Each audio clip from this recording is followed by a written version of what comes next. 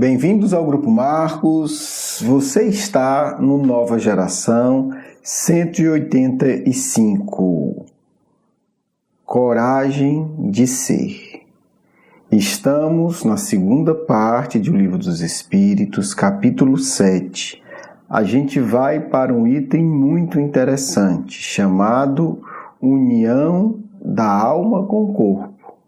Que poderia também ser chamado como é que você se meteu nessa, né? Assim, nessa situação, como se meteu nesta encarnação. Ok, tem uma frase interessante que eu acho que combina bastante, que é mais ou menos conhecida, que diz o seguinte: vai, e se der medo, vai com medo mesmo.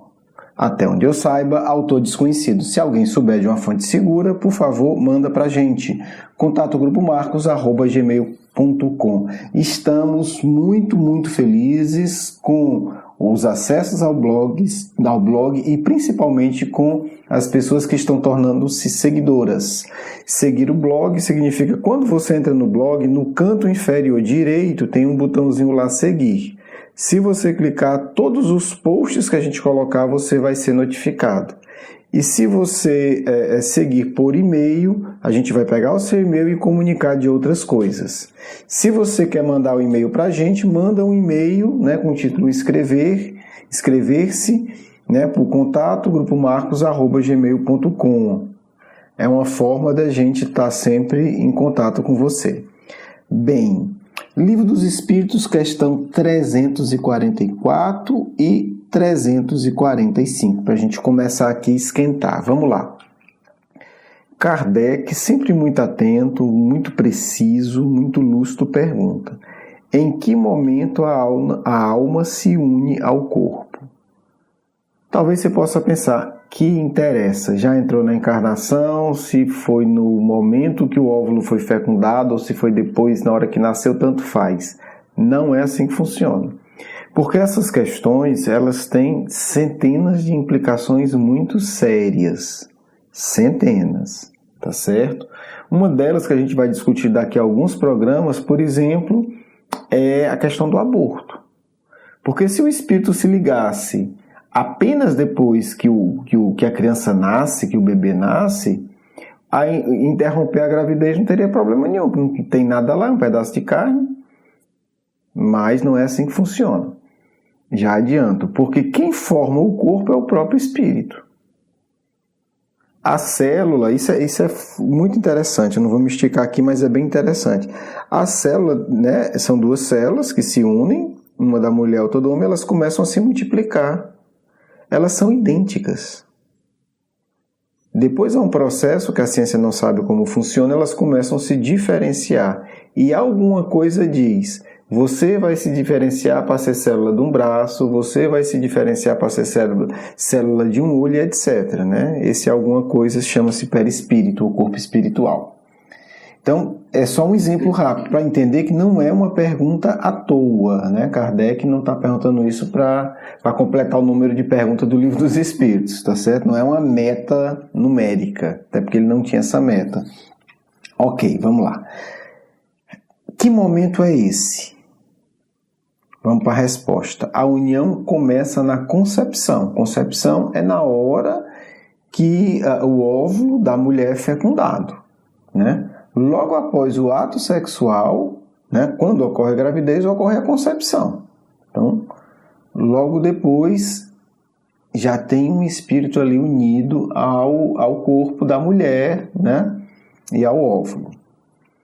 Mas, olha aí,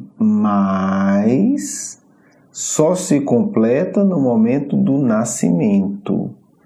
Então, assim, nós temos aí 9 meses para entrar nessa situação de espírito encarnado. A gente começa a entrar logo que a mulher, né, a mãe, tem a célula fecundada.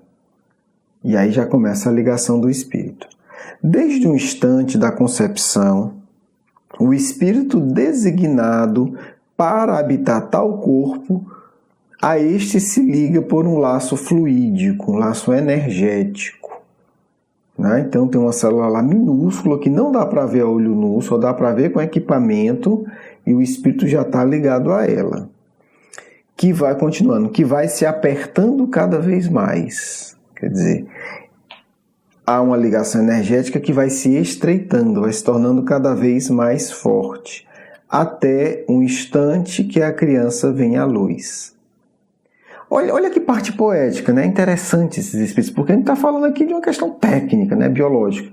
E eles encerram com um trecho poético. O grito que então a criança solta, anuncia que ela faz parte do número dos vivos e servidores de Deus. Interessante, né? Os espíritos estão falando de uma questão bem técnica, que o espírito cria um laço fluídico na hora da concepção, bababá, e eles encerram dizendo, o grito que a criança solta quando nasce, e ela tem que soltar esse grito, porque senão ela não respira e ela morreria. Porque quando a gente está na barriga da mãe, a gente está com uma espécie de mergulhador, né? Tem um tubo lá que traz oxigênio para a gente não está respirando com o nariz, não está respirando oxigênio, tá certo? Na hora que a gente sai, é desligado o cordão umbilical, a gente precisa respirar oxigênio, senão morre. Então tem que ter esse grito. Não precisa da palmada, né? Mas o grito precisa, né? Porque a palmada era tradicional também. Parece que não é minha área, mas parece que estão acabando com isso. Vamos lá. O grito, então, que a criança solta anuncia que ela faz parte do número dos vivos. Quer dizer, ela encarnou totalmente. O processo de 9 meses de encarnação no corpo físico completou-se. E aquele grito quer dizer, estou entre os encarnados. E olha que bonito. E estou entre os servidores de Deus. A gente não só reencarna para pagar a dívida. Essa é apenas uma parte da coisa. Há um motivo muito mais importante do que pagar a conta. Embora pagar a conta seja importante, sabemos disso. Muito importante. Mas há algo ainda mais importante do que pagar a conta. Seja conta material ou espiritual. Mais importante do que isso é tornar-se servo de Deus. Bonito, né? A sabedoria desses espíritos. Eu ainda vou assistir essas psicografias. Se Deus quiser, eu vou economizar aí 30 bilhões de bônus horas. Um dia eu pago a entrada para assistir esse negócio. Porque, não é assim... Eu fico me perguntando, será que era um espírito só? Será que foram 2 ou 3 espíritos que se juntaram? Como é que sai essa resposta, né? Que ela dá uma mudança, né? Ela muda. Ela começa falando mais, quase uma aula de biologia espiritual e conclui com a aula de filosofia de vida, muito bonita. Mas é a outra questão que eu quero chegar. É para isso que você foi preparado até agora nesse programa e é isso que dá o título nesse programa. Olha que coisa fantástica. A união entre o espírito e o corpo é definitiva desde o momento da concepção? Pergunta Kardec. Segunda pergunta de Kardec. Durante esse primeiro período, o espírito poderia renunciar a habitar o corpo designado? Kardec está falando de concepção, de ligação fluídica, de livre-arbítrio, né? Ok, a mulher, a futura mãe, está ali, né? Está grávida, está fecundada, né? A linguagem da biologia, ok. Né? Foi realizada a concepção, o espírito começou a se unir. É definitivo? O espírito pode se desligar? Ele pode ver o tanto de problema que ele está se metendo e dizer assim, sabe de uma coisa? Recebi aqui um WhatsApp, disseram que eu esqueci o fogão ligado, tenho que voltar lá na colônia espiritual. Ele pode fazer isso? Resposta. A união é definitiva. No sentido de que um outro espírito não poderia substituir o que está designado para aquele corpo. Então é definitivo em que sentido? Não dá para trocar, não dá para me estar ali, né? A minha mãe engravidou, eu estou ali, já me liguei, aí eu chamo um amigo meu e diz, cara, tem um negócio aqui para ti, dá para tu ir bem ali resolver uma coisa para mim? Não rola, não pode, né? Fez a ligação ali no momento que a gravidez, da concepção, já não pode sair.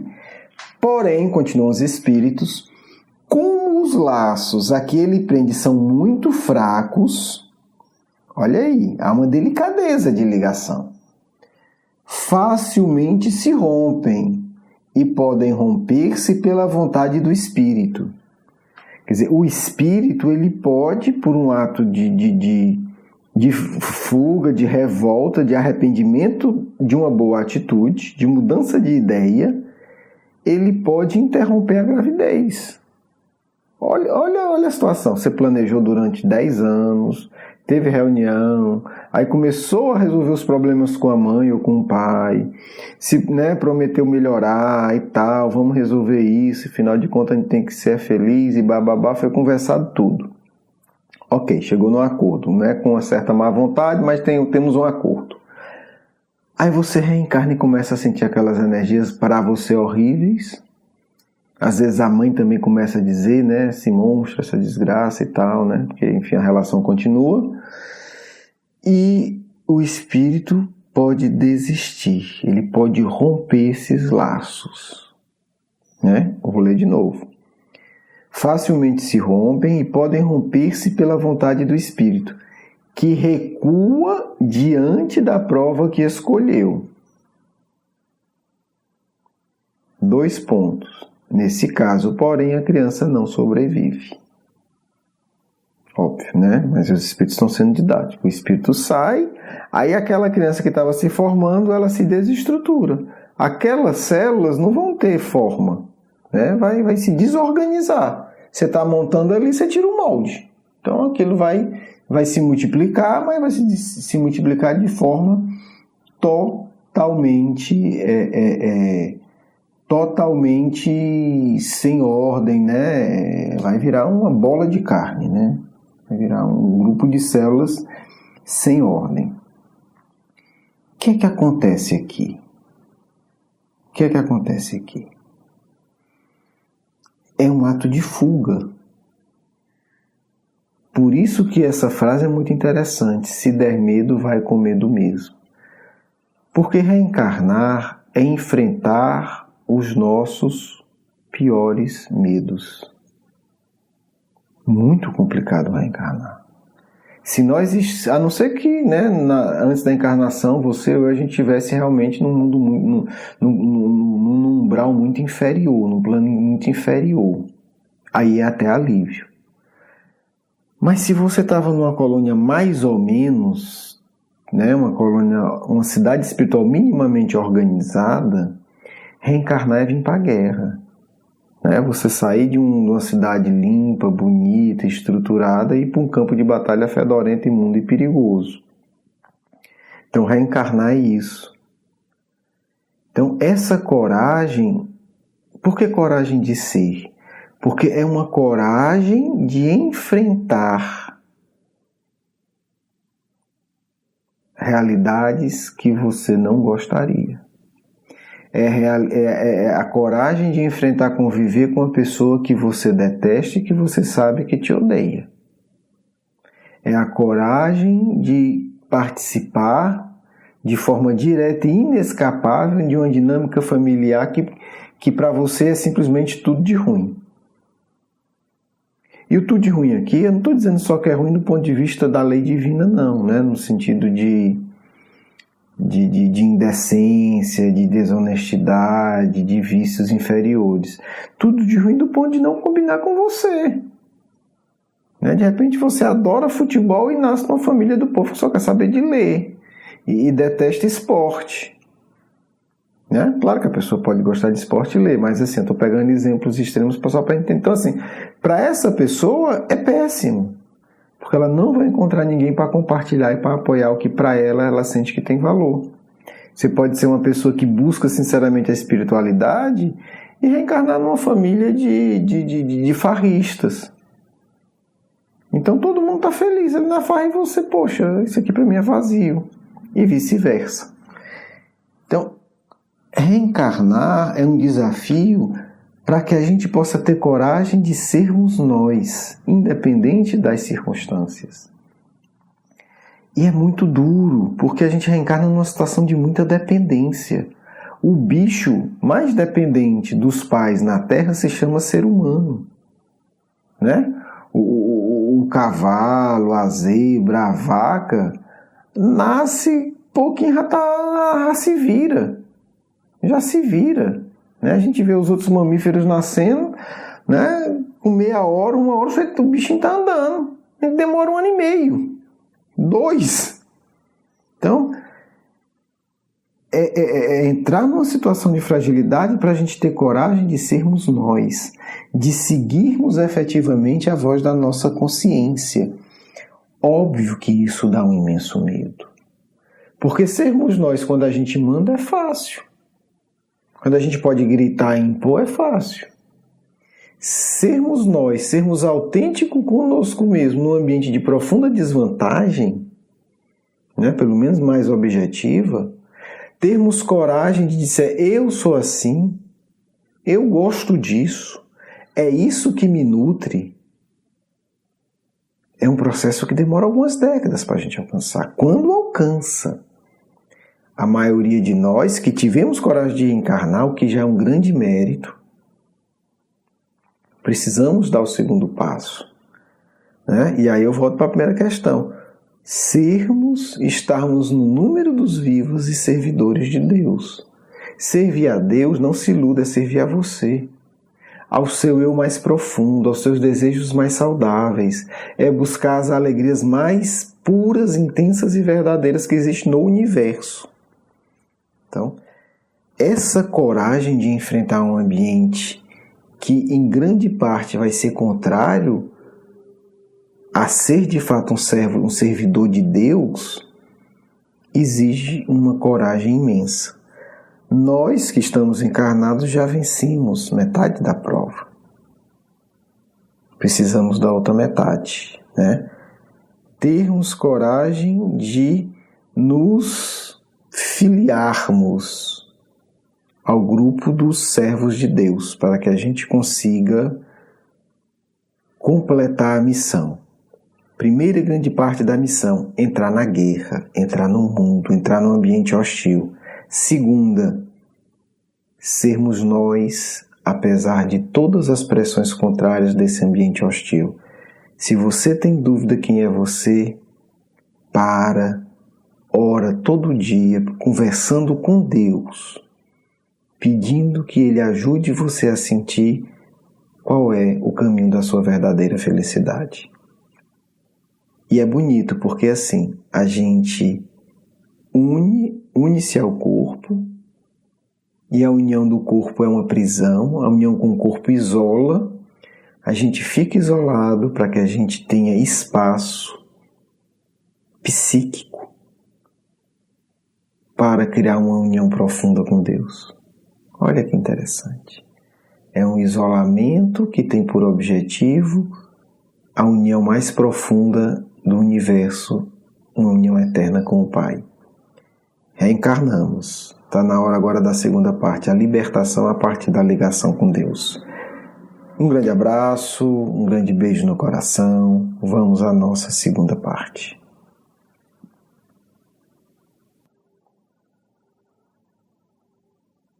Que o Cristo toque nossos corações neste momento em que precisamos realizar o nosso segundo grande ato de coragem. O primeiro, como foi dito, nascer. Enfrentar uma gestação às vezes difícil, às vezes desconfortável. Sempre desafiadora. Agora, filhos e filhas, vocês chegaram na carne. Vocês estão no momento da prova. Nada de recuar. Coragem. Tenhamos coragem. Tenhamos a coragem daqueles que sabem que devem prosseguir. Mesmo que morram, mesmo que sofram, mesmo que seja difícil. Prosseguir ao lado do Mestre. Prosseguir pelos caminhos que indica o Mestre. Filhos, a brevidade da vida do mundo é misericórdia do Pai, para que vocês se lembrem a cada dia. Vim aqui com pouquíssimo tempo para cumprir uma missão. Preciso fazê-la, porque o tempo está passando e não voltará jamais. Muitas vezes, filhos, vemos com muito pesar espíritas trabalhadores que fogem de suas tarefas. Não fugiram do corpo ao nascer, mas fogem com o corpo. Veja que coisa interessante. Espírito, mas covarde, foge até do corpo. O outro mergulha no corpo, mas usa o corpo para a fuga, para prazeres que distorcem a vida, para a busca de loucuras inferiores. Filhos, vocês não precisam disso, nem fugir do corpo da encarnação, nem fugir com o corpo, como um ladrão que bota uma coisa debaixo do braço e corre, porque esse corpo não é de vocês. Esse corpo, filhos e filhas, é instrumento que Deus colocou em tuas mãos para você fazer algumas coisas. Como uma chave de fenda, que diz, está aqui, trabalha, cuida desse parafuso, aperta ele. Como uma mangueira do jardim, aqui está, vai aguar as plantas. Como uma vassoura, como um equipamento cirúrgico, não se pode pegar isso e usar para outra coisa, roubar. Porque aqueles que estão encarnados e não estão servindo a Deus com o corpo, são ladrões que estão roubando um instrumento emprestado para determinado serviço. Não pensem que isso é brincadeira, embora até possa ser engraçado. Porque é assim que a lei de Deus irá considerar. O corpo não é seu. Vai examinar. E você diz, mas o corpo vai se acabar. Mentira. O corpo é formado por bilhões de pequenos organismos que vão seguir o seu caminho evolutivo. E se você tratá-los mal, com energias pesadas, você vai prejudicar bilhões de pequenos seres. Sim, por isso é tão grave o vício, por isso é tão grave a distorção. Meus filhos amados, ninguém vive neste universo e em nenhum universo sem graves responsabilidades. Cristo é responsável, de certa forma, por todos nós. Cada um de nós é responsável por bilhões de pequenos seres. Cuidemos deles com carinho. Cuide do corpo com carinho, com amor, com ternura, com respeito, com dignidade. E esses pequenos seres poderão se tornar como pequenos, me permitam a comparação, animais de estimação, que terão carinho por você. Vocês não entendem, mas hoje mesmo vocês podem estar criando a ligação amorosa com bilhões de seres. Que isso assuste a muitos não me importam. Os que pensarem vão entender. Todos são responsáveis por seus irmãos menores. E quanto mais perto um irmão menor, mais responsáveis somos. Filhos, que o Cristo abençoe a todos vocês sempre. Quero agradecer o seu carinho, a sua atenção e para conhecer mais do nosso curso Educação Espírita, um convite à juventude, do nosso programa Nova Geração e os nossos livros, por favor visite o nosso blog grupomarcos.com.br. Você é muito bem-vindo. Um grande abraço.